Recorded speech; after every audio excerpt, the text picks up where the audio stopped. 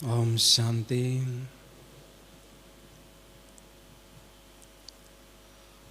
स्वस्थिति से परिस्थिति पर विजय प्राप्त करना। संगम युग में प्यारे बाबा ने हमें नई सतयुगी दुनिया बनाने की सेवा में मददगार बनाया है। राज्य रावण का है, मायावी संस्कार भी हमारे साथ हैं, और ऐसी पोजीशन में बाबा ने हमें ये सेवा दी है। तो वास्तविक हैं, सेवा करते समय विभिन्न परिस्थितियां हमारे सामने आना, लेकिन हर रोज हम सभी परमात्म पालना ले रहे हैं। तो परमात्म पालना से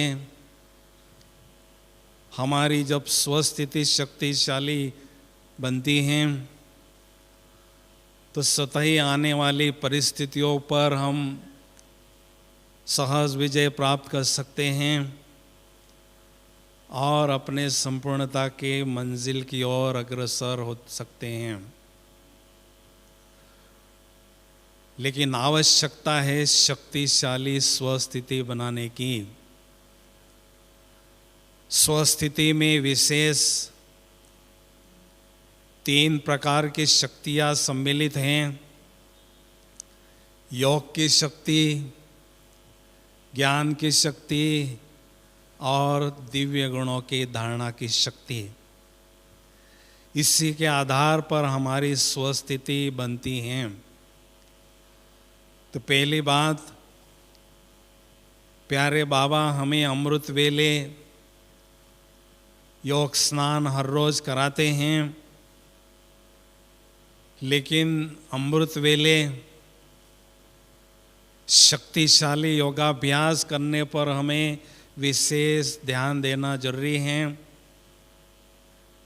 क्योंकि हमारी आत्मा में जो भी विकारों के अंश हैं, वंश हैं, उन्हों को अगर हमें जड़ से समाप्त करना है तो उसके लिए आवश्यकता है ज्वाला स्वरूप योगाभ्यास को बढ़ाने की। तो आत्मा रूपी बैटरी को चार्ज करते रहना और पुराने विकारों के अंशों को समाप्त करना और शक्तियों का स्टॉक जमा करते रहना, उसके लिए आवश्यकता है शक्तिशाली योगाभ्यास करने की। तो अमृत वेले हर रोज हमें दृढ़तापूर्वक बैठना है और बाबा को शक्तिशाली रूप में देखना है और स्वयं को भी मास्टर सर्वशक्तिवान आत्मा या मास्टर ज्ञान सूर्य आत्मा हूँ, इस स्थिति में बैठना है। तभी ऐसी पावरफुल स्थिति की अनुभूति हम कर सकते हैं। क्योंकि देखा जाता है योगाभ्यास तो हम हर रोज करते हैं, लेकिन हमारे जो पुराने संस्कार हैं उनमें विशेष परिवर्तन नज़र नहीं आता है। इसलिए आवश्यकता है शक्तिशाली योगाभ्यास दिन प्रतिदिन बढ़ाते जाना। और जो भी हम शक्तियाँ बाबा से प्राप्त करते हैं, उन शक्तियों का प्रयोग सारे दिन भर में अष्ट शक्तियों के रूप में हम यूज़ करते हैं, तो शक्तियों का स्टॉक धीरे धीरे बढ़ने लगता है। दूसरी बात है ज्ञान की शक्ति भी दिन प्रतिदिन बढ़ाते रहना, क्योंकि ज्ञान सागर बाबा हमें हर रोज़ ज्ञान स्नान कराते हैं तो केवल मुरली सुनना ही पर्याप्त नहीं है, लेकिन मुरली में जो हम ज्ञान सुनते हैं उस ज्ञान का बहुत गहरा चिंतन करना बहुत जरूरी है, क्योंकि हर एक बाबा के महावाक्य में गुह्य राज समाया हुआ होता है। उस गुह्य राज को समझने के लिए आवश्यकता है मनन चिंतन करते रहने की, क्योंकि जब हमारे जीवन में उमंग उत्साह से भरपूर अनुभव करते हैं तो हमारी स्थिति शक्तिशाली बनती जाती हैं।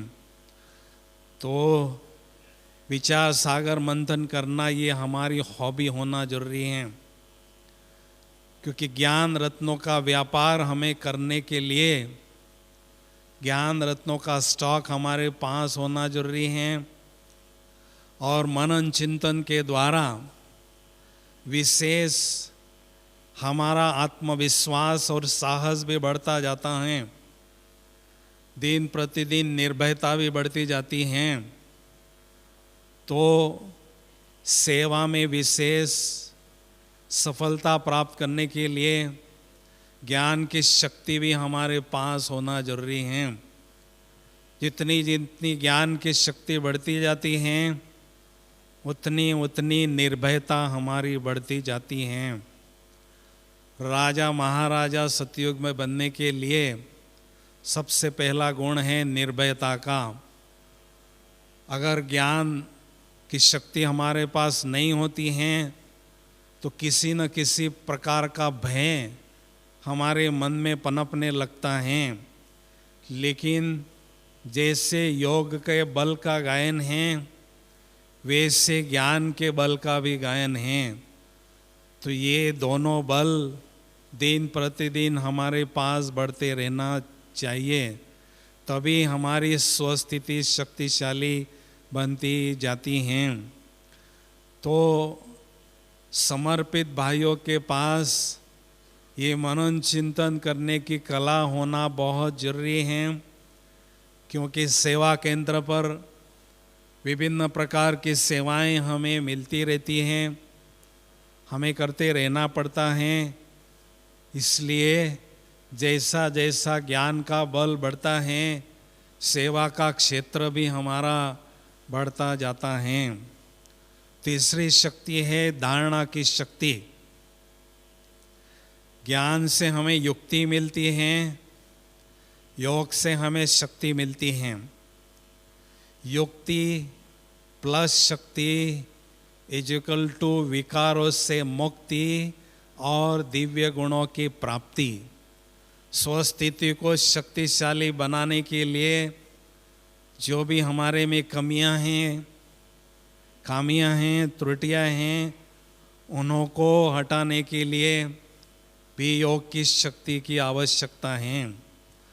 और धीरे धीरे जब वो कमियां हटने लगती हैं तो दिव्य गुण जीवन में पनपने लगते हैं। तो दिव्य गुणों का ज्ञान ही होना पर्याप्त नहीं है, लेकिन उन गुणों को जीवन में धारण करना जरूरी है। अगर दिव्य गुणों की धारणा हमारे जीवन में नहीं होती है तो धार प्लस ना, जो ज्ञान की तलवार हमारी होती है उस पर धार नहीं होती है। अगर हम ज्ञान सुनाते हैं तो सुनने वालों पर उसका प्रभाव नहीं पड़ता है। इसलिए दिव्य गुणों की धारणा जीवन में बढ़ते रहना बहुत जरूरी है।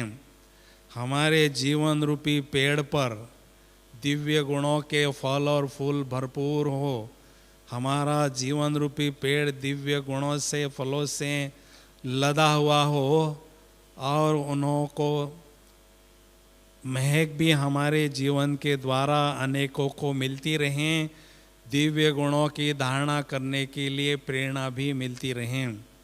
इसलिए विशेष हमें ध्यान देना है सहनशीलता, पवित्रता, निर्भयता, सरलता, ऐसे जो अनेक दिव्य गुण हैं वो जब हम अपने जीवन में धारण करते हैं तो स्वतः ही परिस्थितियों पर हम विजय प्राप्त करते जाते हैं। चौथी बात है, ब्राह्मण जीवन में हमेशा निर्विघ्न स्थिति बनाने के लिए आवश्यकता है सारे दिन भर सोमानधारी होकर रहने की। जैसे बड़े लोग जो होते हैं, जब वो घर से बाहर निकलते हैं तो वो बुलेट प्रूफ जैकेट पहनकर जाते हैं ताकि दुश्मन उनको धोखा न दें। ऐसे हमें सारे दिन भर में ईश्वरीय नशे का कवच पहनकर रहना बहुत जरूरी है और उसके लिए सोमानधारी होकर रहना बहुत जरूरी है। तो जब हम सोमान में रहते हैं, सोमान के सिंहासन पर बैठे रहते हैं, तो हम अपने कर्मेंद्रियों के राजा बनते हैं और स्वस्थिति हमारी मजबूत होती रहती है। और जब हम सेवा क्षेत्र में जाते हैं तो हमें चलन और चेहरे से भी सेवा करते रहना बहुत जरूरी है, क्योंकि हम सेवा में जब जाते हैं तो ड्रेस भी हमारा सिंपल होता है और कोई पोजीशन हमारे पास नहीं है, इसलिए हमारे चेहरे पर वो ईश्वरीय नशे की झलक और फलक अनुभव नहीं होती हैं। तो भले हम साधारण देखने के लिए हैं, लेकिन जैसे ब्रह्मा बाबा नंबर 1 आत्मा होते हुए बहुत सिंपल रहें, लेकिन सिंपल रहकर सैंपल बने और सारे विश्व के सामने एग्जाम्पल बने। तो हमें भी सेवा के क्षेत्र में भले सिंपल रहना है, लेकिन हमेशा हमारे चेहरे पर ईश्वरीय नशे की झलक और फलक अनुभव होती रहें, इस पर हमें विशेष ध्यान देना है। क्योंकि हम देखते हैं बाबा के जो बच्चे हैं वो मेजॉरिटी मिडिल क्लास या हायर मिडिल क्लास के ही बच्चे दिखाई देते हैं। इसका कारण क्या है? जो हाई फाई व्यक्ति होते हैं, जो आई कैची पर्सनैलिटीज़ होती हैं, वो अपने ज्ञान में नहीं आते हैं। मेजॉरिटी सिंपल बाबा के बच्चे होते हैं। उसका कारण क्या है कि जो सतयुग त्रेता युग में राजे महाराजे होते हैं, रॉयल फैमिली में होते हैं, वो धीरे धीरे नीचे उतरते उतरते 84 जन्म में, लास्ट जन्म में मिडिल क्लास या हायर मिडिल क्लास तक पहुंचते हैं। वही बाबा के सच्चे बच्चे कहलाते हैं। तो हमें अभी फर्स्ट पोजीशन में जाना है। 84 जन्म से पहले जन्म तक पहुंचना है। तो 2 प्रकार की लिफ्ट हैं, उन लिफ्ट में बैठने से ही हम वहाँ पहुँच सकते हैं। तो पहली लिफ्ट है सोमान में स्थित रहने की और दूसरी लिफ्ट है योगाभ्यास में रहने की।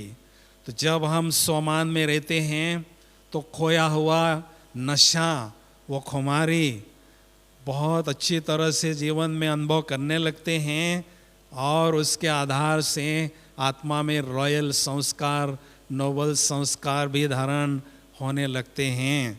इसलिए सारे दिन भर में बहुत अच्छी तरह से ईश्वरीय नशे की अनुभूति हमें स्वयं करते रहना है और हमारे चलन और चेहरे से औरों को भी उसकी अनुभूति कराना है। भले हम सेवा साधारण करते रहें, लेकिन हमारी स्थिति असाधारण हो, इस पर हमें विशेष ध्यान देना है। तो हमेशा समझना है, मैं मास्टर सर्वशक्तिवान आत्मा हूँ या मैं विजयी रतन आत्मा हूँ। भगवान ने मुझे जन्मते ही विजयपन का तिलक लगा दिया है, विजयी भाव का वरदान दिया है। इसलिए मैं हर क्षेत्र में विजयी बनकर ही रहूँगा। इसी नशे में हमें रहना है। तो स्वतः ही आत्मा में वो प्रतिभा, वो शक्तियाँ उभरने लगती हैं और जो भी हम कार्य अपने हाथ में लेते हैं उसमें हमें सफलता मिलती ही जाती हैं। सफलता हमारा जन्म सिद्ध अधिकार है, ऐसा हम अनुभव करने लगते हैं। तो युधिष्ठिर जो बाबा हैं वो हमें हर रोज़ ज्ञान का स्नान कराते हैं और योग का शक्तिशाली माजून खिलाते हैं और विजय भाव का तिलक लगाते हैं और युद्ध के मैदान में युद्ध करने के लिए जाने के लिए भेजते हैं। तो युद्ध के मैदान में जब हम रहते हैं, सेवा के क्षेत्र में जब हम रहते हैं, तो विशेष हमारे चेहरे पर ईश्वरीय नशा अनुभव होते रहना जरूरी है। पांचवी बात है, हमेशा स्वयं को दो बातों में व्यस्त रखना है, सेवा और सेवा।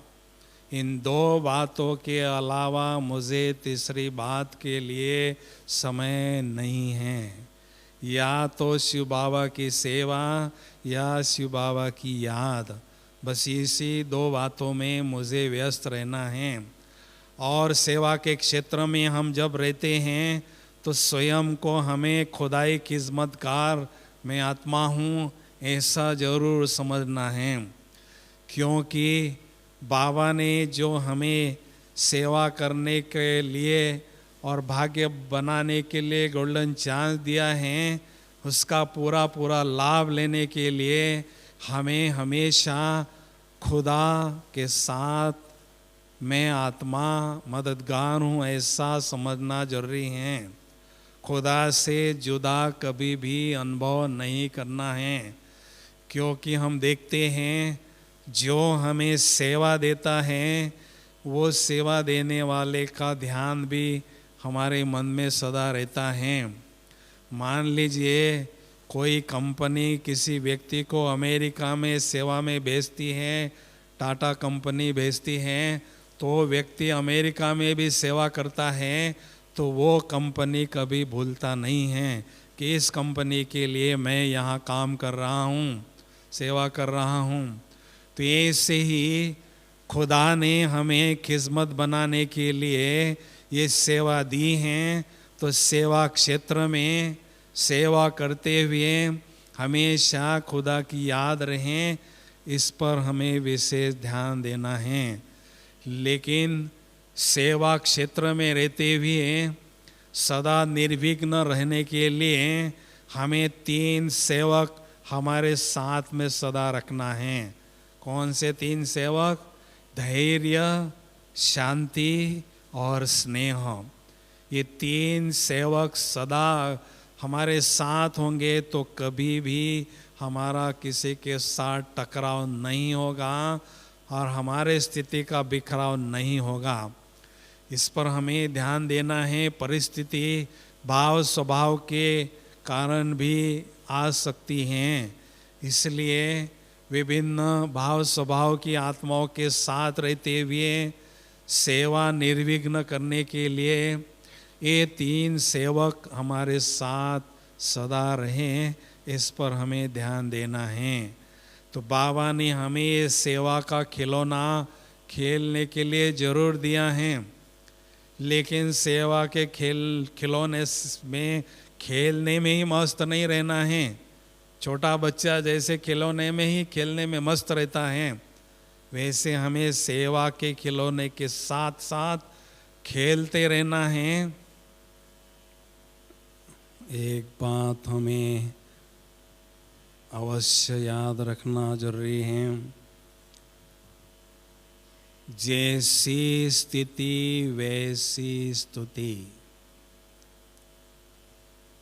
हम बाबा के पास आए हैं अपनी स्थिति शक्तिशाली बनाने के लिए।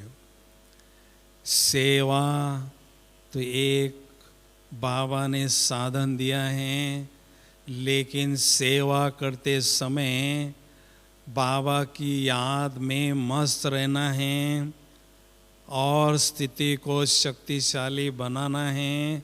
इस पर हमें विशेष ध्यान देना जरूरी है। राम सीता में और लक्ष्मी नारायण में क्या अंतर है? राम सीता करोड़ों पर राज करते हैं, लक्ष्मी नारायण लाखों पर राज करते हैं, 9 लाख पर राज करते हैं। दोनों में अंतर क्या है? राम सीता की जो आत्माएं हैं वो उन्होंने संगम युग में बहुत सेवा की, लेकिन योग में वो कमज़ोर थे, माया से हमेशा युद्ध करते रहें, इसलिए उनको तीर कमान सौगात में मिल जाती हैं। लेकिन लक्ष्मी नारायण जो होते हैं वो चारों सब्जेक्ट में फुल पास होते हैं, सेवा करते करते अपनी स्थिति को भी शक्तिशाली बनाने पर विशेष ध्यान देते हैं। तो हमें स्थिति बनाना है, इस पर विशेष ध्यान देना जरूरी है। कई कहते हम सेवा केंद्र पर बहुत बिजी रहते हैं, हमें बैठकर तपस्या करने का चांस नहीं मिलता है। ये बाबा कहते हैं कोई बहाना आपका नहीं सुनेगा। जिस परिस्थिति में बाबा ने आपको रखा है उस परिस्थिति में रहकर आपने अपनी स्थिति कैसी बनाई, कितनी शक्तिशाली बनाई, उसी पर हमें मार्क्स मिलने वाले हैं। इसलिए सब कुछ करते हुए, सेवा करते हुए भी हमें स्थिति को शक्तिशाली बनाना ही है, इस पर विशेष अटेंशन देना है। कई समझते हैं कि ये जो परिस्थितियाँ विघ्न आते हैं ये क्यों आते हैं, अगर कोई परिस्थिति नहीं आवे तो अच्छा है। लेकिन परिस्थिति का आना या नहीं आना ये हमारे हाथ में नहीं है। लेकिन जो परिस्थिति हमारे सामने आती हैं बड़े धैर्यता से उस पर विजय प्राप्त करना ये हमारा कर्तव्य है। कोई भी पत्थर जो होता है वो पूजनीय मूर्ति तब बनता है जिस पर बहुत हाथोड़े लगते हैं। तो ऐसे ही परिस्थिति रूपी जितने हाथोड़े हम आत्माओं को लगते हैं उतना हम पूजनीय बनते हैं, उतनी हमारी स्थिति शक्तिशाली बनती जाती हैं। हिंदी कहावत है, ओसली में दिया सर तो मुसलों से क्या डर। जब हमने माया को चैलेंज दिया है तो विघ्नों से, परिस्थितियों से हमें डरना नहीं है, उन्हों को हमें चुनौतियाँ देना है। कितनी भी कठिन परिस्थिति आती हैं हमें रुस्तम बनकर उससे लड़ना है और विजयी मैं हूँ और विजय मुझे पाना ही है, इसी दृढ़ता से उस परिस्थिति का सामना करना है, तो हमारी निश्चित विजय होती ही है। क्योंकि जो भी आत्मा में क्षमता होती है, प्रतिभा होती है, वो दृढ़ता के आधार से सारी जो सोई हुई शक्तियाँ हैं, सुसुप्त शक्तियाँ हैं, वो जागृत हो जाती हैं और जब उनका प्रयोग कर्म जीवन में करते हैं तो हर परिस्थिति में हमें विजय मिलता ही है। ये कईयों का अनुभव है। तो परिस्थितियाँ, कई कहते हैं ये परिस्थितियाँ कब तक आते रहेगी, क्या सारा संगम हम माया से युद्ध ही करते रहेंगे, तो विजयी स्थिति की अनुभूति कब अनुभव करेंगे। तो एक बात हमें जरूर ध्यान में रखना है, जब तक आत्मा है अशुद्ध तब तक चलता रहेगा ये युद्ध। आत्मा में जो अशुद्धि है, जो माया की जो प्रॉपर्टी है, वो हमें वापस कर देना है। जब हम उसको हटा देते हैं, वापस कर देते हैं, तो माया से युद्ध हमारा बंद हो जाता है। उसके बाद हम विजयी स्थिति का अनुभव करने लगते हैं और विजयपन का जो नशा है हमारे इस चेहरे पर स्वतः ही छाया रहता है।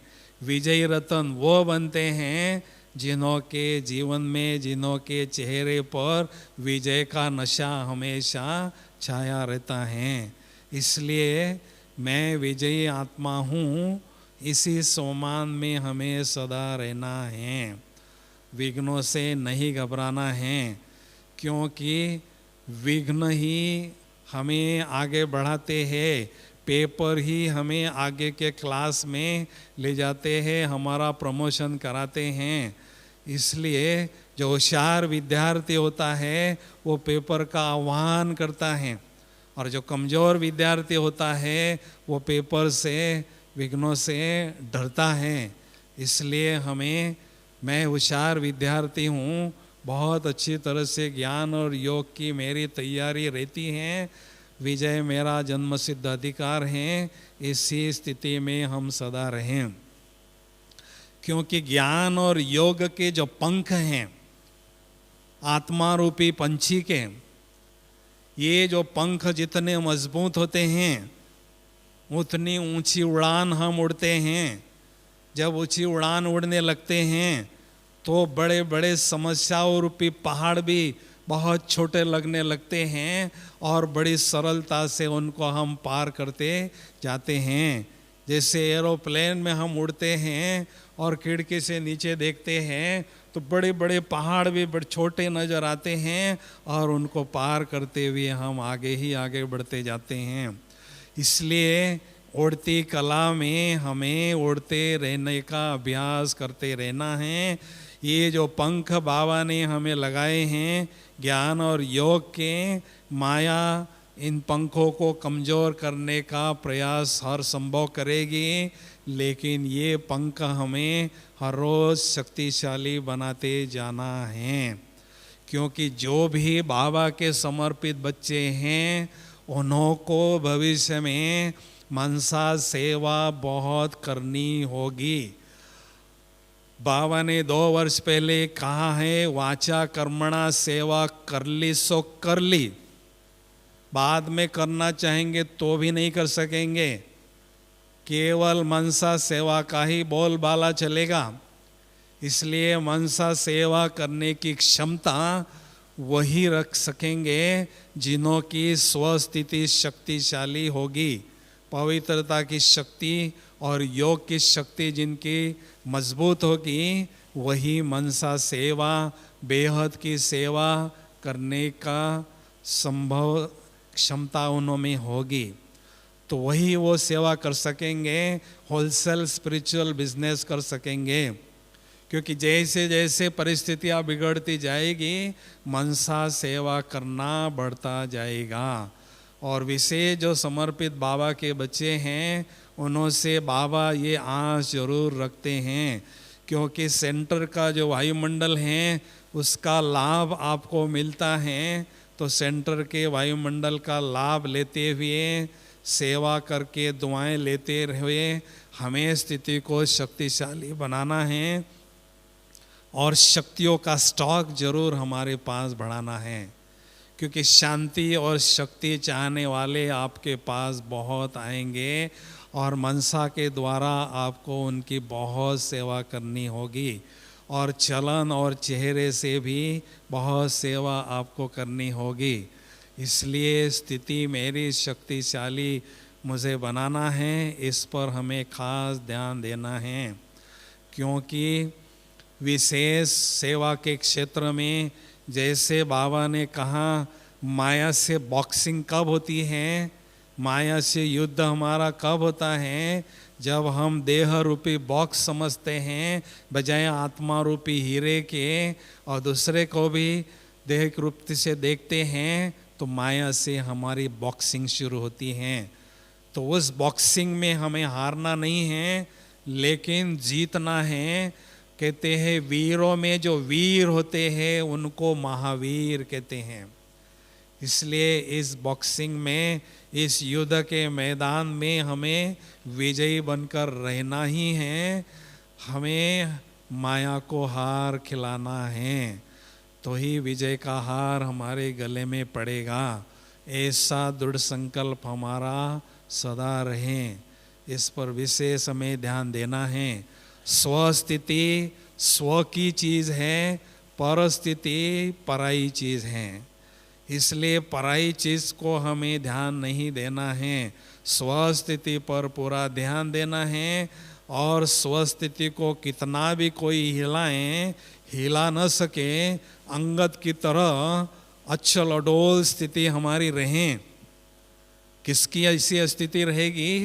अंग द, जिसने अंग को भुला दिया है और विदेही स्थिति को पक्का किया है, उसका बुद्धि रूपी पैर माया रावण कभी हिला नहीं सकता है।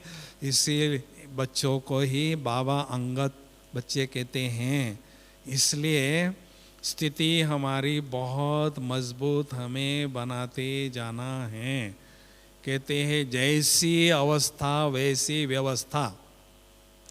जैसी हमारी अवस्था होती है वैसे आत्माएं भी हमारी व्यवस्था करते हैं और प्रकृति भी हमारी व्यवस्था करती रहेगी। इस पर हमें विशेष ध्यान देना है। तो इसलिए मनसा सेवा सफलता पूर्वक करते रहने के लिए मुझे पवित्रता की स्थिति बहुत अच्छी बनाना है और योग की शक्तिशाली स्थिति बनाना है। विशेष समर्पित भाइयों में कुमार विशेष होते हैं।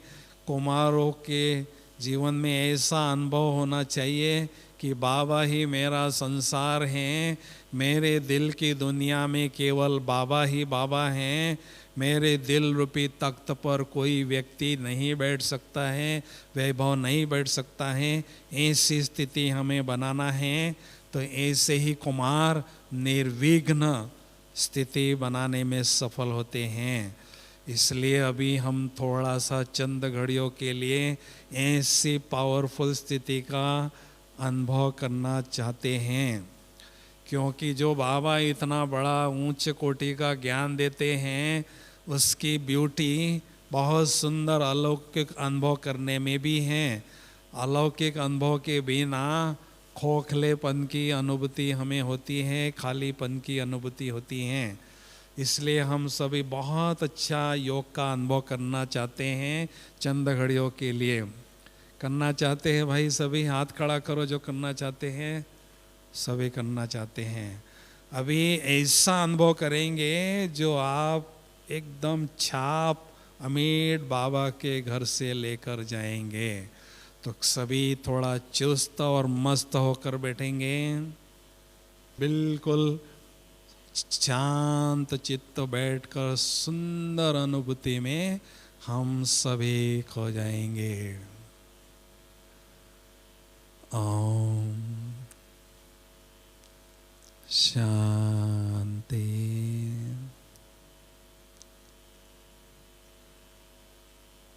इस देह रूपी पवित्र मंदिर में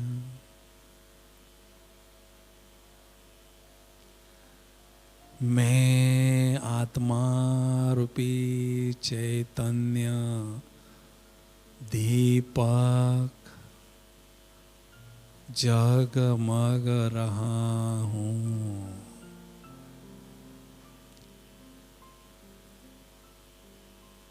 मुझ आत्मा रूपी चैतन्य दीपक से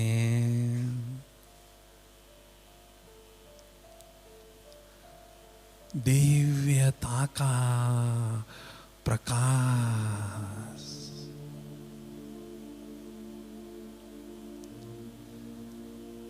दिव्यता की रोशनी चारों ओर फैल रही है।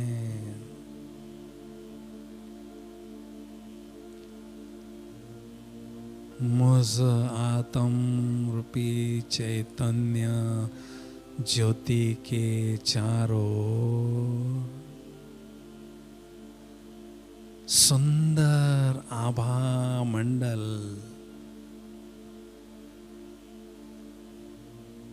दिव्य प्रकाश का औरा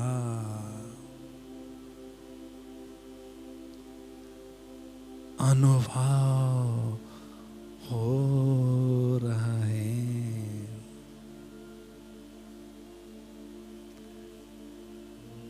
मैं शांत स्वरूप चैतन्य ज्योति हूँ। शांति का प्रकाश,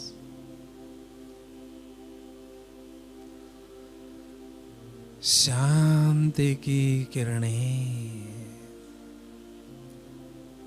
चारों ओर फैल रही हैं। परम शांति की अनुभूति हो रही है।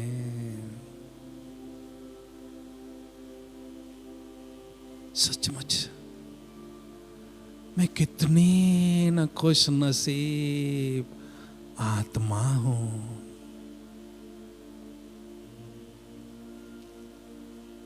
जो स्वयं के सत्य स्वरूप को, निराकारी स्वरूप को,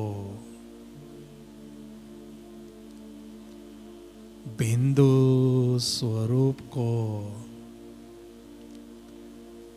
दिव्य नेत्र से स्पष्ट देख रही हूं और अनुभव भी कर रही हूं। भगवान की नजरों में आई हुई मैं भाग्यवान आत्मा हूं।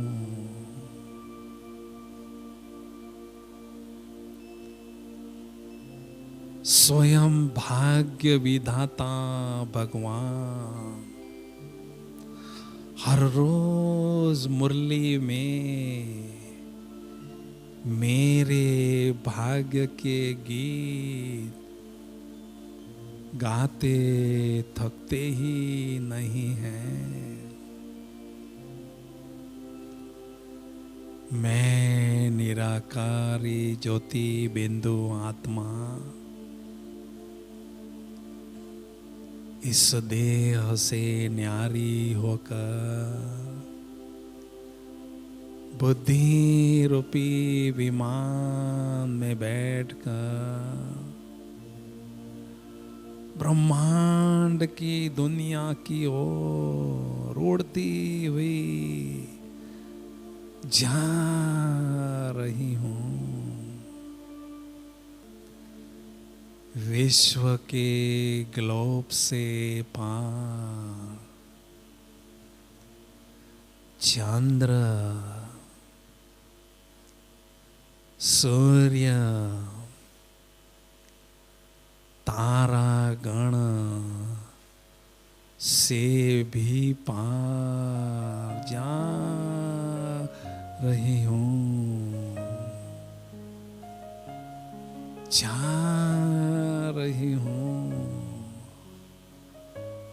ओहो, फरिश्तों की दुनिया में मैं आत्मा पहुंच गई हूं। कैसी सुंदर दुनिया है यह, चारों ओर सफेद ही सफेद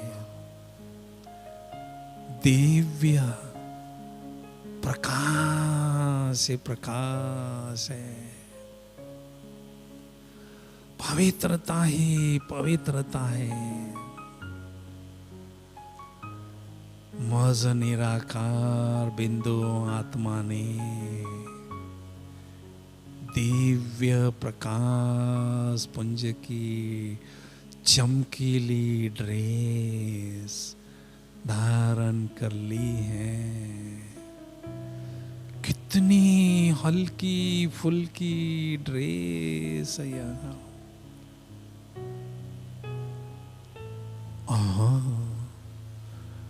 फरिश्तों के शहंशाह प्यारे ब्रह्मा बाबा अपने संपूर्ण फरिश्ता स्वरूप में मेरे समक्ष विराजमान है। अति मीठे शिव बाबा भी उनके भ्रुकुटी में चमकते हुए दिखाई दे रहे हैं। बाबा मुझे अति स्नेह भरी दृष्टि दे रहे हैं। मैं फरिश्ता स्नेह सागर की लहरों में बाबा की बाहों के झूले में झूल रहा हूं। बाबा की बाहों में समा गया हूं।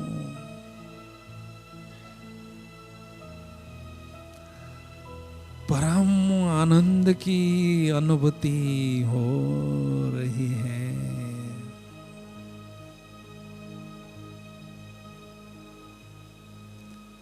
फरिश्ता स्वरूप की चमकीली ड्रेस को छोड़कर मैं निराकारी बिंदु आत्मा निराकारी दुनिया की ओर उड़ती हुई जा रही हूँ, जा रही हूँ। निराकारी दुनिया में पहुंच गई हूँ। कितनी न्यारी निराली निराकारी दुनिया है यह। चारों ओर सुनहरी लाल ही लाल दिव्य प्रकाश ही प्रकाश है। शांति ही शांति है। कितना प्यारा है यह मेरा स्वीट साइलेंस होम।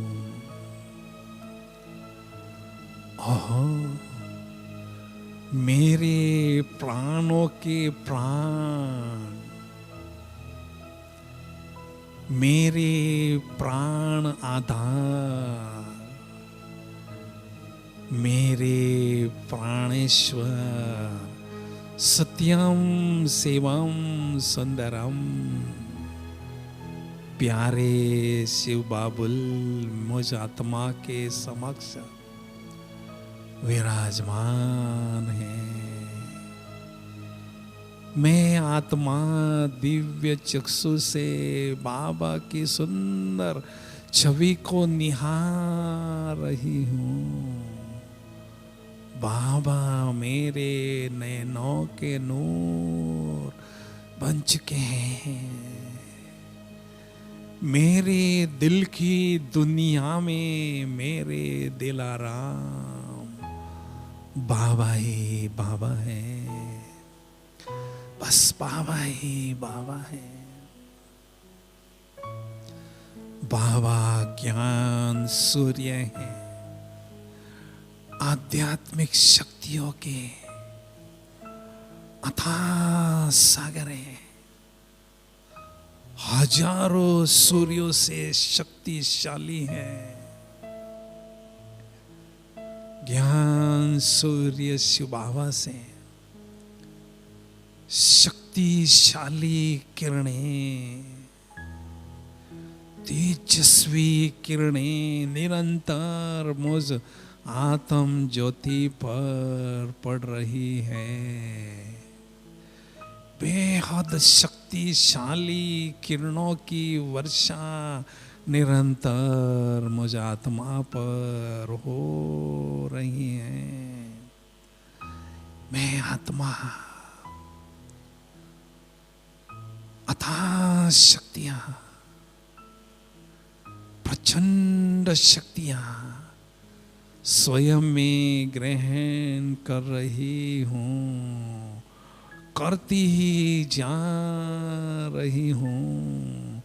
योग की प्रखर अग्नि में मेरे पूर्व जन्मों के पाप पल भर में भस्म हो रहे हैं। मैं आत्मा स्वयं को एकदम लाइट और खुशी से भरपूर अनुभव कर रही हूँ। सचमुच मेरे जीवन के सुनहरे पल हैं यह, जो मैं आत्मा डायरेक्ट भगवान के सानिध्य में स्वयं को अनुभव कर रही हूँ। वहाँ रे मैं, वहाँ मेरा भाग्य। सचमुच मैं बेहद खुशनसीब आत्मा हूँ। ज्ञान सूर्य की तपत में तप रही हूँ। उनकी तपत से अनेक शक्तियाँ मुझ आत्मा में ग्रहण हो रही हैं। आत्मा रूपी बैटरी चार्ज हो रही है। शक्तियों से भरपूर आत्मा निराकारी दुनिया से वापिस वाया सूक्ष्म वतन साकारी दुनिया की ओर आ रही हूँ। और इस साकारी शरीर में भ्रुकुटी के अकाल तख्त पर सोमान के सिंहासन पर विराजमान हो चुकी हूँ। मुझ मास्टर सर्वशक्तिवान आत्मा से शक्तियों की सजीव तरंगे इस वायुमंडल में चारों ओर फैल रही हैं। इस वायुमंडल को भी प्रकंपित कर रही है, शक्तिशाली बना रही है।